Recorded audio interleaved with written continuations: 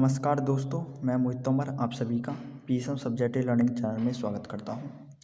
दोस्तों, आज की इस वीडियो में हम बात करने वाले हैं क्लास 12 एनसीईआरटी के सब्जेक्ट हिंदी के टॉपिक वासुदेव शरण अग्रवाल के जीवन परिचय, साहित्य परिचय तथा उनकी रचनाओं पर। तो दोस्तों, आज की इस वीडियो में मैं आपको बताऊंगा कि वासुदेव शरण अग्रवाल का जीवन परिचय, साहित्य परिचय तथा उनकी रचनाएं एग्जाम में किस तरीके से लिखनी है। तो दोस्तों, वीडियो शुरू करने से पहले आप सभी से रिक्वेस्ट है, यदि आपने अभी तक हमारे चैनल पीएसएम सब्जेक्ट लर्निंग को सब्सक्राइब नहीं किया है तो दोस्तों सब्सक्राइब कर दीजिए तथा उसके आगे के बेल आइकन को प्रेस कर दीजिए, ताकि दोस्तों जब भी मैं नई वीडियो अपलोड करूं उस वीडियो की नोटिफिकेशन आपको सबसे पहले मिल सके। तो शुरू करते हैं दोस्तों आज की इस वीडियो को।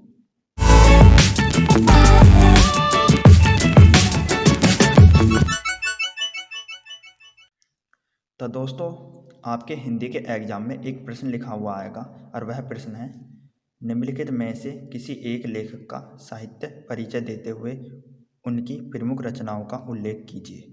और दोस्तों, यह प्रश्न 4 नंबर का होगा और दोस्तों इसमें 3 लेखकों का नाम लिखा होगा, उनमें से आपको एक लेखक का जीवन परिचय लिखना है।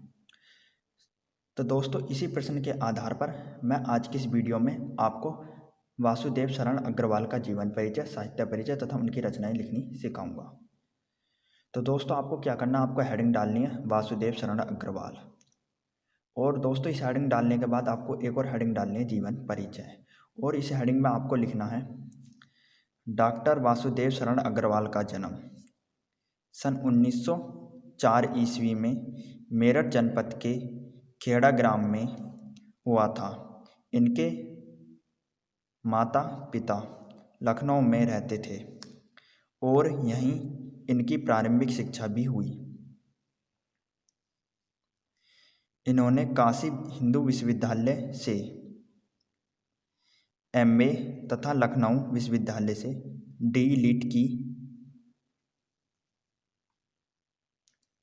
उपाधि से सम्मानित किया गया।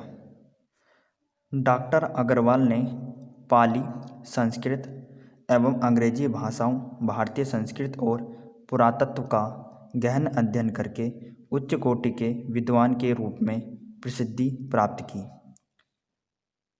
काशी हिंदू विश्वविद्यालय में पुरातत्व एवं प्राचीन इतिहास विभाग के अध्यक्ष पद पर कार्य किया। सन 1967 ईस्वी में इनका निधन हो गया।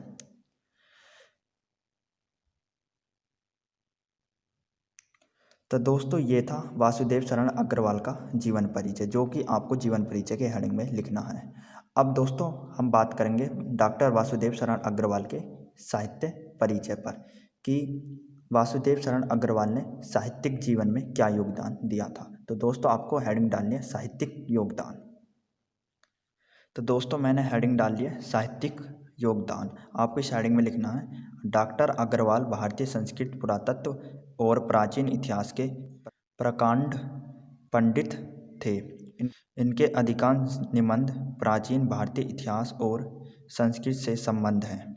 इन्होंने अपने निबंधों में वैदिक एवं पौराणिक धर्म का उद्घाटन किया है। तो दोस्तों, ये था डॉक्टर वासुदेव शरण अग्रवाल के साहित्यिक योगदान, जो कि उन्होंने अपने जीवन में दिया था। तो दोस्तों, अब आपको क्या करना, अब आपको डॉक्टर वासुदेव शरण अग्रवाल की रचनाएं लिखनी है। तो दोस्तों, आपको हेडिंग डालनी है रचनाएं। तो दोस्तों, मैंने हेडिंग डालनी है रचनाएं। आपको इस हेडिंग में लिखना, इनकी प्रमुख रचनाओं का विवरण निम्नलिखित है।